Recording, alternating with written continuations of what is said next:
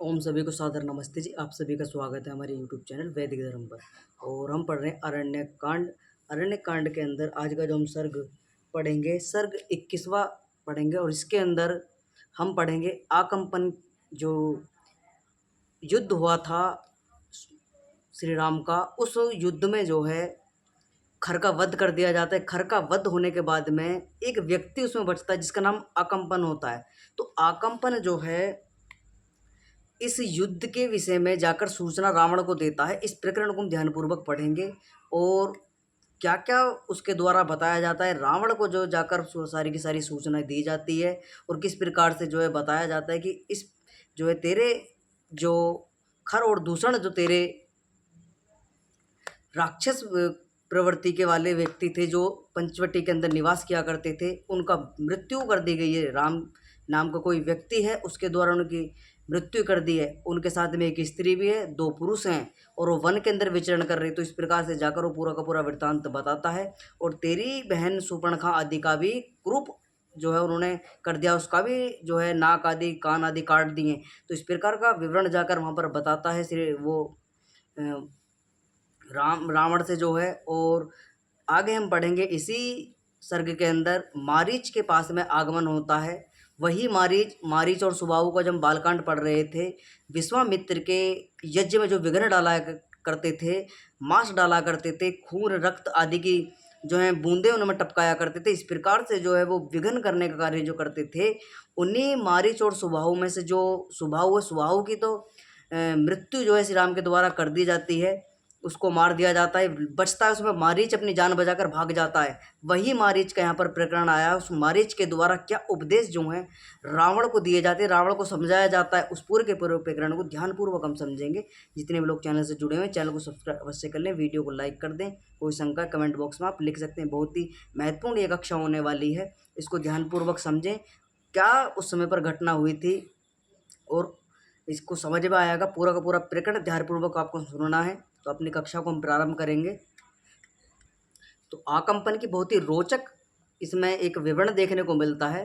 कि विवरण क्या देखने को मिलता है कि ऐसा इतिहासकार बताते हैं कि भाई एक व्यक्ति जो जिसका नाम आकंपन था, वह व्यक्ति जब खर और दूषण की हत्या कर दी जाती है, जिनकी मृत्यु कर दी जाती है श्री राम के द्वारा, तो वहाँ पर जो है लास्ट में एक व्यक्ति बचता है जिसका नाम होता है आकंपन। तो आकंपन के विषय में एक विवरण ये जुड़ा हुआ है कि ऐसा कहते हैं इतिहासकार कि आकंपन जो था, जब सब युद्ध पूरा का पूरा समाप्त हुआ, सबकी मृत्यु हो गई, खरदूषण को मार दिया, तिरसरा का वध कर दिया गया था युद्ध के अंदर, तो वो व्यक्ति जो है आकंपन नाम का, वो स्त्री का वेश धारण करके वहाँ से भगा था। यानी कि स्त्री की आड़ लेकर, स्त्री के जो है वस्त्र आदि धारण करके जो है आकंपन ने अपनी जान बचाई थी और वहाँ से भागा था। उसने जाकर जो है वहाँ की पूरी घटना जो है रावण को बताई थी।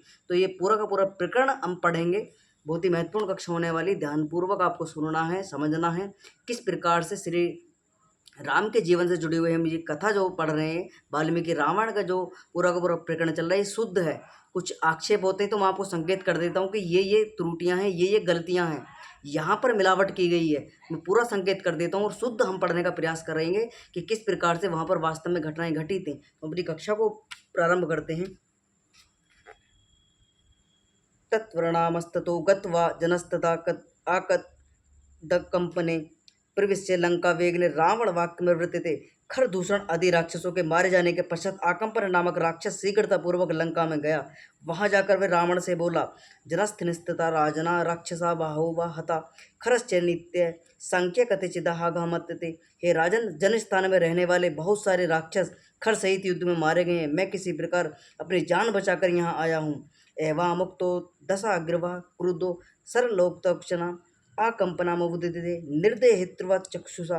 आकंपन के ऐसे कहने पर रावण क्रुद्ध होकर बोला, लाल आँख लाल लाल आंखों से मानो उसे भस्म करता हुआ बोला, केन रम्य जनस्तना हंता ममा पारुसुना को ही सर्वेषु लोकेषु गर्ते चदादिमिस्थिते।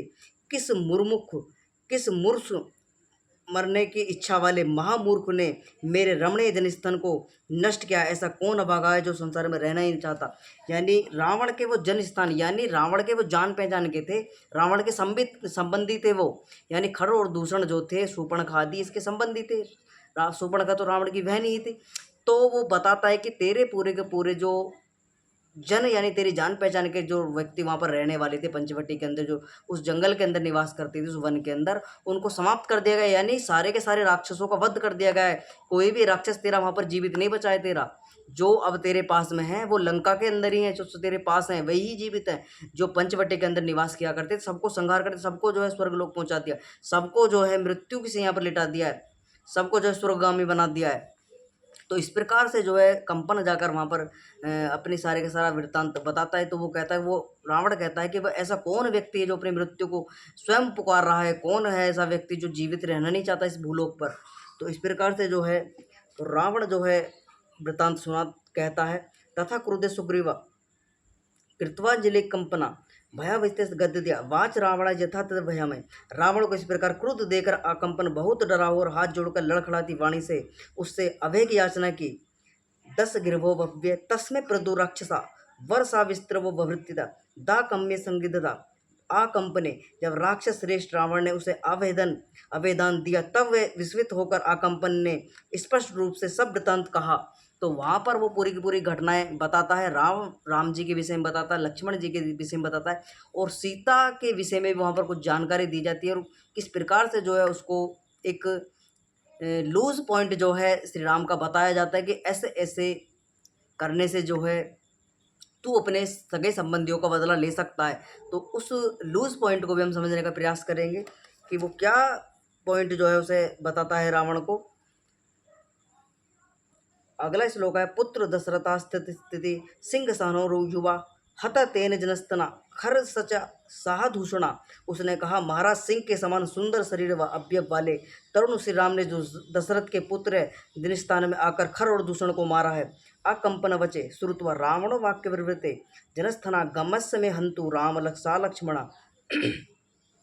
आकंपन की बात सुन रावण ने कहा, राम और लक्ष्मण को मारने के लिए मैं स्वयं जनस्थान में जाऊंगा। जनस्थान में यानी जहाँ उसके जानने पहचानने वाले व्यक्ति रहा करते उसको जनस्थान कहा जाता है, यानी उसको उस जगह मैं स्वयं जाऊंगा उनको मारने के लिए। ऐथा व मुक्त वे वचन पूर्वक्त मादा कंपने शृणु राजने यथावृतते रामस्य बला पौरुषमा। रावण की बात सुनकर आकंपन बोला, हे राजन, श्री राम जैसे चरित्रवान बलवान है, पुरुषार्थी हैं, वैसे मैं कहता हूँ आप सुनिए। आसाध्य को पितो राम विक्रमणे महायसा अपागाया सुप्रुणाया वेग परिचय राक्षरे महायशस्वी। राम जब क्रुद्ध होकर संग्राम में खड़े हों तब उनका सामुख्य करना असाध्य है। बाण विद्या में वे ऐसे निष्णात हैं कि जल से पूर्ण नदी के प्रवाह को अपने बाणों से रोक सकते हैं। तो कुछ वहाँ पर जो है आकंपन के द्वारा उनके दौरे जो विशेषता श्री राम के अंदर थी वो बताई जाती है कि भाई वो श्री राम ऐसे हैं, अगर वो युद्ध भूमि में खड़े हो जाएं तो वो ऐसे बाणों के ढेर लगा देते हैं, चला चला कर वो नदी का प्रवाह तक रोक सकते हैं। इतने बलशाली, इतने पराक्रमी, इतने शौर्य उनके अंदर है श्री राम के अंदर।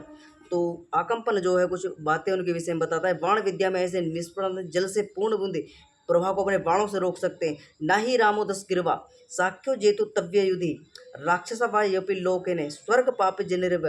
हे दशरगिरी, युद्ध में तुम राम को नहीं जीत सकते। सब संपूर्ण राक्षसों की सहायता से मैं भी तुम पर तो वो कहता है रावण से कि हे रावण, तुम सभी राक्षसों की सहायता से भी तुम राम पर उसी प्रकार विजय नहीं पा सकते जैसे अधर्मी जन स्वर्ग को नहीं पा सकते। तो वो कहता है कि तुम इतना आसान नहीं है राम और लक्ष्मण को जो है अपने बस में करना, उन पर विजय प्राप्त करना। ये बालकों का खेल नहीं है, वो छोटे मोटे कोई ऐसे टुच्चे मुच्चे कोई व्यक्ति नहीं है कि इन पे जाकर तो आक्रमण कर देगा और उनको जो है अपने बंदी बना लेगा और उन पर जो है तो पूरे पूरे अपने बस में जो है कर लेगा। ये अपने दिमाग से निकल दे। आकंपन संकेत करता है रावण को, हल्के में मत ना लेना राम को। वो चाहे ऐसा पराक्रम उसके अंदर है, वो चाहे तो नदी के प्रवाह को रोक सकता है। इतने बाणों से जो है नदी के प्रवाह को रोकने की क्षमता रखता है राम के अंदर। इतना बल है, इतना पराक्रम, इतना शौर्य है श्री राम के अंदर है। तो यहाँ पर संकेत करता हुआ समझाता है कि नहीं नहीं, ये बुद्धि से निकाल दे अपने। मैं तुझे बताता हूँ किस प्रकार से तू जो है राम को जो है तू अपने अधिकृत कर सकता है। तो वो कहता है, न तते वध्यमा मन्य सर्वदा दुष्णवा अहे तस्य बद्योपस्थित मम के कमना। सुनो, मेरे विचार में सब देव और असुर मिलकर भी श्री राम को नहीं मार सकते। उसके मारने का केवल एक ही उपाय है, वह मैं बताता हूँ, आप ध्यानपूर्वक श्रवण कीजिए। तो वो कुछ वो बताता है कि भाई देव गंधर्व आदि कोई भी मिलकर जो है श्री राम के पराजय नहीं कर सकता। इस लोक में, इस भूलोक के अंदर कोई भी ऐसा व्यक्ति नहीं है जो श्री राम को पराजय कर दे, श्री राम को अपने अधिकृत कर ले। ऐसा संसार के अंदर व्यक्ति नहीं है। वर्तमान की बात बताई जा रही, उस समय की त्रेता युग की बात, जब श्री राम का समय था उस समय की बात ये चल रही है। उसमें कहते हैं कि भाई कोई ऐसा व्यक्ति भूलोक पर वर्तमान में नहीं दिखाई देता जो श्री राम को पराजय कर दे, श्री राम को जो अपने अधिकृत कर ले। तो वो कुछ वृतांत जो है यहाँ पर कहता है कि भार्य तस्य तत्मा लोके सीता नाम सुमध्यमा श्यामा संविभक्तमयी स्त्री रतन रतन भूषिता। श्री राम की एक धर्मपत्नी जिसका नाम सीता है, संसार की स्त्रियों में सर्वाधिक सुंदर है। उसकी कमर पतली, उसके शरीर प्रत्येक अंग अंग सुंदर और सुडौल है। वह युवती है, रतन जटित आभूषणों से सुशोभित है। तो वो कहता है कि श्री राम के द्वारा, श्री राम की एक पत्नी है जो अप्सराओं से भी सुंदर है, और पूरे संसार के अंदर ऐसी कोई भी स्त्री नहीं है जो श्री सीता के जैसी सुंदर हो। ऐसी सुंदर स्त्री श्री राम की है। ना देवी ना गंधर्वी ना अप्सरा नापि दानवी ना तुल्य सीमांतनि तस्य मानुषिक तु भवते। सौंदर्य में देव तो सीता जी, अब यहाँ पर देख लीजिए सीता जी कितनी सुंदर थी। उसको बताया गया है कि वो कहता है, आकंपन बताता है रावण से कि देख सीता का सौंदर्य कैसा है। वो कहता है कंपैरिजन करता हुआ, यानी समानता दिखाते हुए वो कहता है सौंदर्य में देव यानी देवताओं के पास भी ऐसी स्त्री नहीं है जो सीता के जैसी सुंदर हो। और दूसरा कहते हैं गंधर्व, गंधर्वों के पास भी ऐसी कोई अप्सरा स्त्री नहीं है। तीसरी अप्सरा, अप्सराएं भी जो है उसके सामने फीकी, अप्सराएं भी इतनी सुंदर नहीं होती देवलोक की। दानव जाति में कोई स्त्री उसके तुल्य नहीं है। फिर सामान्य मनुष्य की तो बात ही क्या है।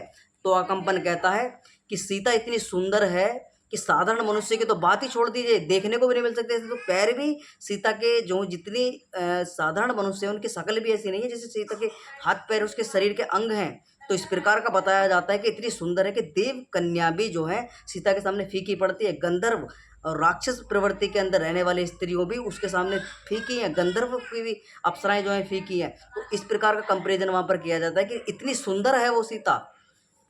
अगला श्लोक है, ना देवी ना तस्य पार भार्याय तव प्रथम महाभरे सीताए रहित कामी रामो से जीवितम है।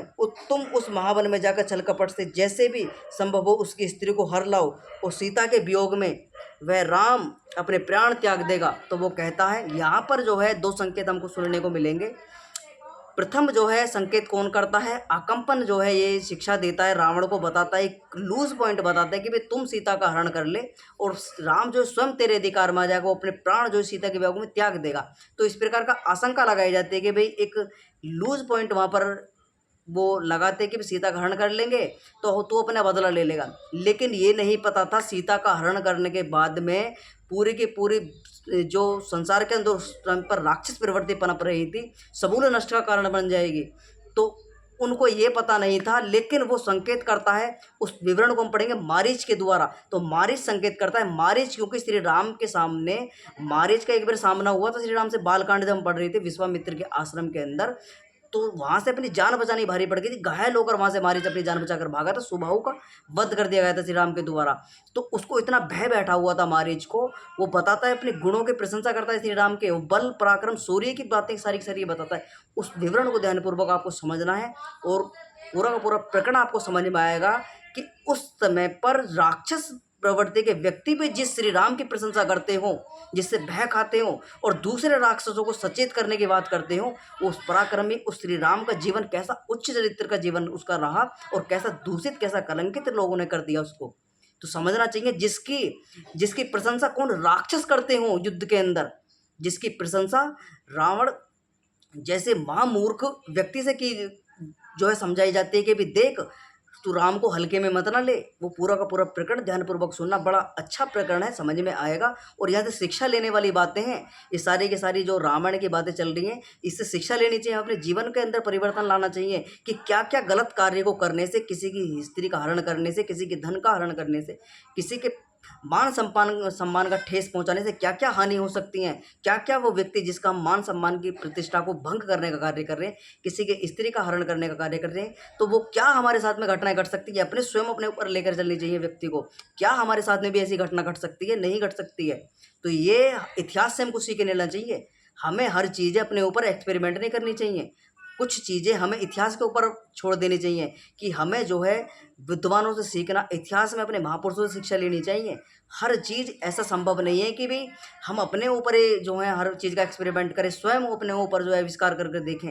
स्वयं अपने ऊपर के ऊपर जो है देखें करके कि हाँ, इससे हानि होती है, नहीं होती, लाभ होता है, नहीं होता है। कुछ चीज़ों को हमें इतिहास से शिक्षा लेनी पड़ती है, तो वही शिक्षा लेने का जो कार्य है वो रामायण और महाभारत सबसे अच्छे ग्रंथ हैं। उनके महापुरुषों को, उनके अंदर क्या-क्या गुण थे, क्या-क्या चरित्र उनके अंदर था, कैसी शिक्षा व्यवस्थाएँ थी, कैसा व्यवस्था उस समय पर चली करती, कैसे न्याय व्यवस्था थी, कैसी दंड व्यवस्था थी, कैसा प्रजा का पालन-पोषण उस समय पर हुआ करता था, कैसे-कैसे नियम उस समय पर हुआ करते थे, वो शिक्षा हमें लेनी चाहिए श्री राम के जीवन से, श्री कृष्णचंद्र जी महाराज के जीवन से। महाभारत जब हम पढ़ेंगे तो श्री कृष्ण जीवन चंद्र जी का जीवन, उच्च कोटि का जीवन चरित्र उसके अंदर देखने को मिलेगा।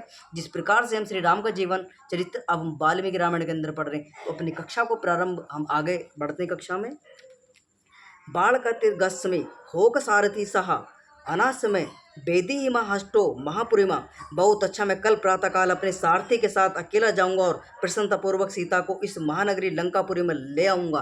तो इस प्रकार का वो कहता है कि मैं ठीक है, तेरी बात मानता हूँ और मैं शीघ्र जाऊंगा और सीता का हरण करके ले आऊंगा। तो यहाँ पर विचार चल रहे हैं, यहाँ पर मति भी पलटी जाती है मारीची के द्वारा। इस प्रकार से अगला श्लोक आया, अथवा मुक्तत्व प्रयोग खरया युक्त ने रावणा सा दूरे चाश्रमा गतवा ताट के युमा कामपते। आकंपन ने ऐसा कहकर रावण खच्चरों से युक्त रथ पर आरूढ़ होकर चला। लंबी यात्रा करने पश्चात ताट का पुत्र मारीच के आश्रम में पहुंचा। तो यहाँ पर रावण जो है अपने खच्चरों से लगे हुए जो है रथ में जाता है। यहाँ पर देख सकते हो रावण कितना बलवान व्यक्ति था, खच्चरों वाले उसमें जा रहा है बैठकर जो है रथ में। आगे आया है, सा सभ्य पूजितत्वा तू आसना दोकने अर्थोपत्या वाचा मरीचो वाक्य में वृत्ति। आसन अर्ध्य उदक, आसन अर्ध्य उदक जल आदि के द्वारा मारीच ने स्वयं रावण का सत्कार किया। तदंतर उसने रावण के प्रयोजन की बात कही। तो रावण के प्रयोजन की बात करी, रावण के समझ की बात की, रावण के प्राणों के बचाने के लिए बात की, रावण को सचेत करते हुए उसने उसके हितकर बात जो है मारीच के द्वारा की जाती हैं।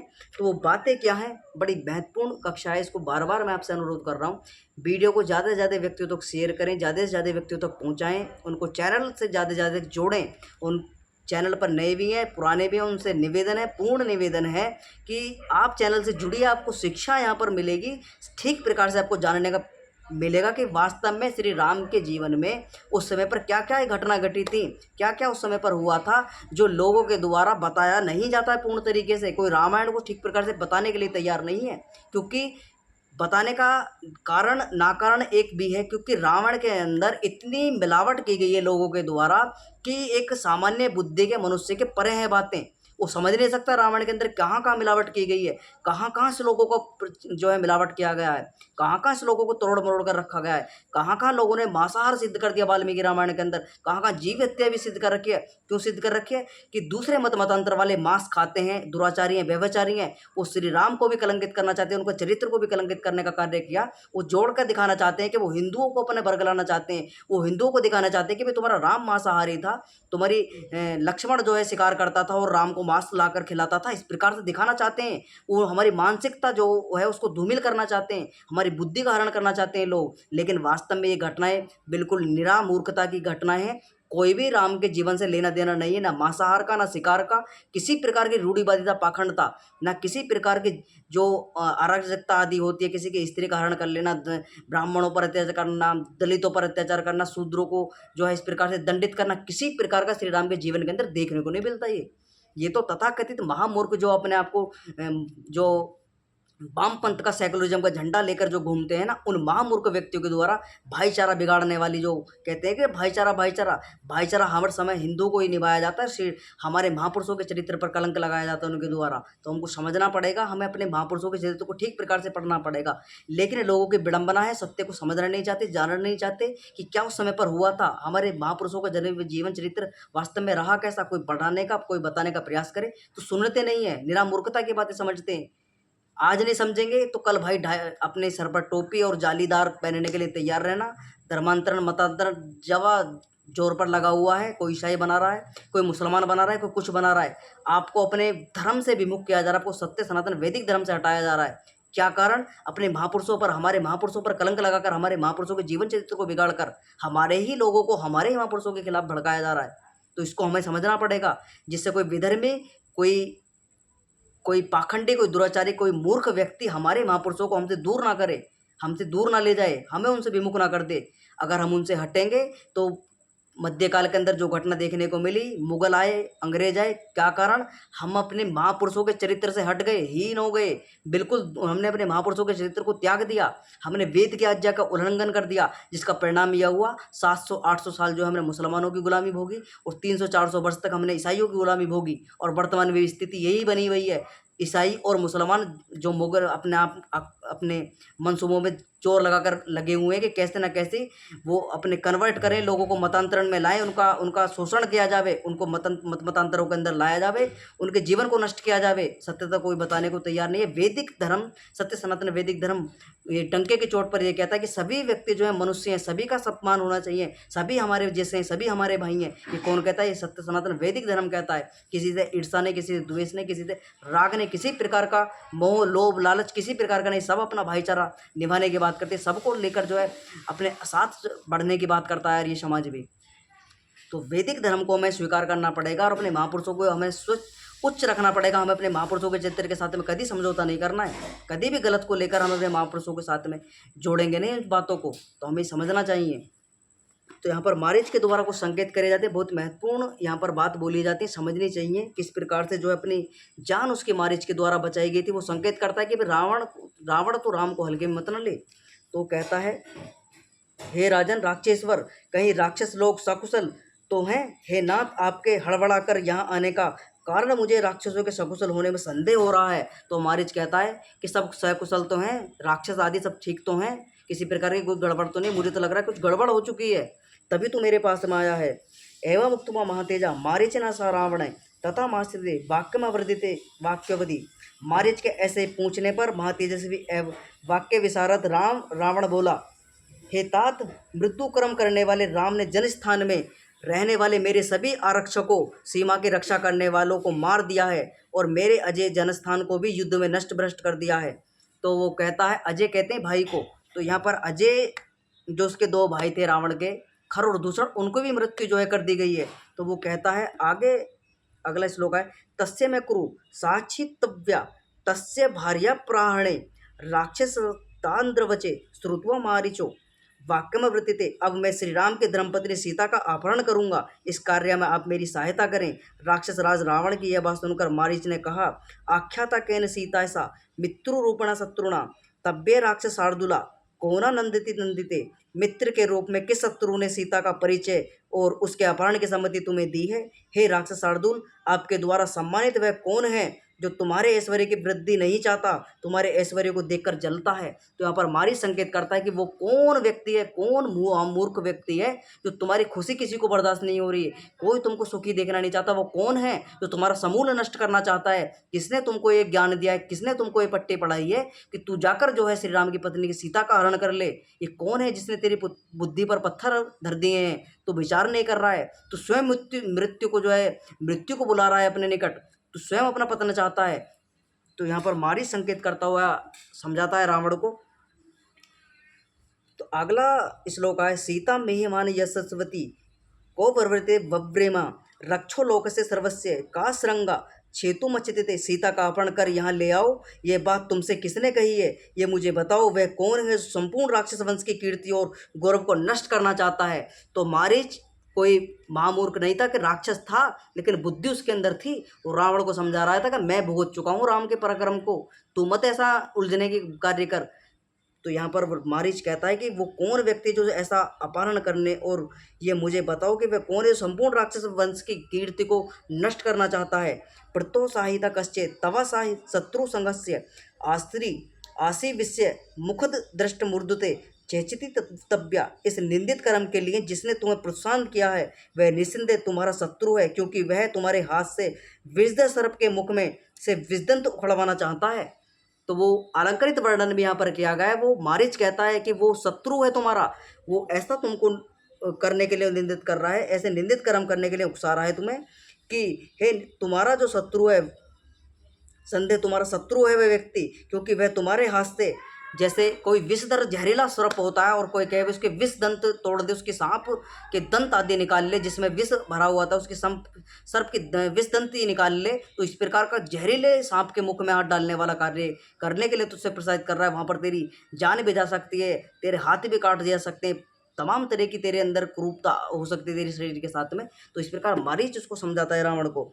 विशुद्ध विशुद्ध दंस्वा वन से भी जानग्रस्त थे, सत तेज मुदा सस्तित तो वृषण उदीक्षित तो रावण ना युक्तता सा संयोग राघवा दस्तति है। रावण विशुद्ध वंश में उत्पन्न होने ही जिसकी लंबी सूंड है, प्रताप जिसका मद है, जिसकी दोनों भुजाएं ही हाथी के विशाल दांतों के तुल्य हैं, ऐसे राम रूपी गंध हस्ती को संग्राम में कोई देख भी नहीं सकता, लड़ने की तो बात दूर है।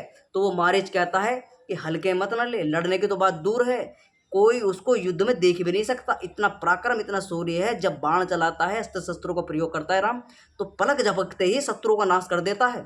इतना पराक्रमी, इतना धैर्यशील, इतना बलवान, इतना फुर्तीला, इतना इतना शौर्य को धारण करे हुए, तेज इतनी है कि सूर्य फीका पड़ जाए, इस प्रकार के तेज इतना, यानी अपनी धातु, अपने वीर्य को इतना संरक्षण करके रखा हुआ था श्री राम ने, कि अगर कोई सामने श्री राम के कोई मुख करके कोई व्यक्ति देख ले तो फीकी पड़ जाती थी सामने वाले व्यक्ति की चमक। इतना शौर्य, इतना पराक्रम, इतना तेज श्री राम के मुख पर हुआ करता था। तो क्यों उन्होंने पूरे अपने धातुओं को वर्धन करके रखा, उसको बचा कर रखा, अपने बल पराक्रम, अपने शौर्य को, अपने चारों वेदों को पढ़ने के कारण श्री राम इतने बुद्धिमान, इतने बुद्धिमान, इतने बलवान, इतने पराक्रमी थे। 100 सेनाओं को परास्त करने का दम रखते थे श्री राम। तो वो कहता है कि तू हल्के मत ना ले, लड़ने की तो बात दूसरी है, तो सामने टिक नहीं रखता कोई शत्रु उसके श्री राम के सामने। अगले श्लोक का है, राम सभ्य तो रामत वैनिसु, हे अते लंकेश्वर आप प्रसन्न हो और लंका पर कृपा करें, आप प्रसन्नता पूर्वक सीधे लंका को लौटें। तो वो कहता है कि आपकी भलाई इसी में है। मारीच कहता है रावण से, आप ये अपनी जान जोखिम में ना डालें, आप शीघ्रता जो है आपके लिए अच्छा यही होगा कि आप सीधे पैर लंका लौट जाएं। रावण से कहता है मारीच, जाएं आप स्वर्गगामी स्वर्गगामी होकर अपनी पत्नियों के साथ रमण करें और श्री राम प्रसन्न होकर अपनी धर्मपत्नी के साथ विहार करें। यही तुम्हारे लिए उचित है कि तुम जाकर अपने लंकापुरी में जाकर अपने जीवन व्यतीत करो, अपनी पत्नियों के साथ में सुख से रहो, यही तुम्हारे लिए अच्छा है। आगे लिखा, एवं मुक्तवा दस्किरवो मारीचे सा रावणा न्यावर्तिते पुरी लंका विवेश चाच घरोत तुम्हें। मारीचे इसके इस प्रकार समझाने बुझाने पर 10 ग्रीव लंकापुरी लौटा और अपने श्रेष्ठ महल में प्रविष्ट हुआ। तो उसके द्वारा, मारीच के द्वारा समझाया जाता है, और वहाँ से जाकर भाई साहब अपने उल्टे सीधे पैर जो है अपने लंका लौट जाता है। यानी पंचवटी में आया था और यानी उस मारिच से जो है, जहाँ पर मारिच का आश्रम था, मारिच से मिला, मारिच से सलाह लेकर, मारिच की बात मानकर उल्टे पैर सीधे पैर जैसे भी जाना था, तुरंत वहाँ से दफा रफा हो गया रावण जो है। तो ये पूरा का पूरा प्रकरण आपने ध्यानपूर्वक सुना तो आपको समझ में आया होगा किस प्रकार से अकम्पन के द्वारा रावण को उकसाया जाता है कि उसकी पत्नी का हरण कर ले। और हम कल की कक्षा के अंदर पढ़ेंगे इसी सेम कंडीशन को लेते हुए शूर्पणखा के द्वारा भी जाकर कुछ रणनीतियां चली जाती हैं, कुछ बातें बताई जाती हैं अपने प्रयोजन को सिद्ध करने के लिए। क्योंकि शूर्पणखा जो है वो तो इतनी पागल हो चुकी थी बदले लेने के लिए, वो चाहती थी कि उसने भैया खरदूषण को मरवा दिया अपने बदले के लिए, उसने मारी जो है तिरसरा को मरवा दिया। अकम्पन बड़ी मुश्किल से अपनी जान बचाकर भागा वहाँ से, रावण को सूचना दी। तो ये सारा का सारा कारण किसका हुआ? ना शूर्पणखा ये सारा का सारा कार्य रचती और ना पूरा का पूरा कुल खानदान रावण का नष्ट होता।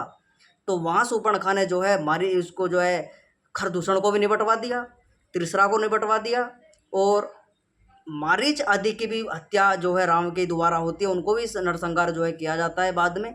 तो कल की कक्षा के अंदर हम पढ़ेंगे शूर्पणखा का रावण को सीता हरण के लिए उकसाना। इस पूरे के पूरे प्रकरण को ध्यानपूर्वक पढ़ेंगे। जितने भी लोग चैनल से जुड़े हैं चैनल को सब्सक्राइब कर लें, वीडियो को लाइक कर दें। कोई शंका है कमेंट बॉक्स में आप अपने प्रश्नों को लिख सकते हैं। आज की कक्षा को यहीं विराम करेंगे। सभी को सादर नमस्ते जी।